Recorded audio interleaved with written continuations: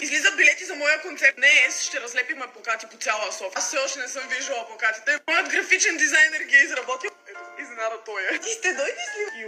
Добре, не искам. Моят графичен дизайнер отказа да ми ги покаже, така че директно отиваме да ги принтираме. Това е грешния бутуш. И ще ги видя вече в физическия им вариант явно. Бе, готин си, бе, айде. Че сме тук да ни принтат нещата, тук господино. Хрис ме изгони. Седят тук отвън като кученци отпред, случайно да не ги видят. Това трябва да са най-бомбастичните плакати на вселената. Всеки момент трябва да излезе и най-накрая да ги видим. Има едно включване да кажа колко много се гордея с Ленчето, защото това, като го видях хора, аз настръхнах плакат с нейн концерт. Не мога да кажа колко съм горд, нямам търпение да го видите.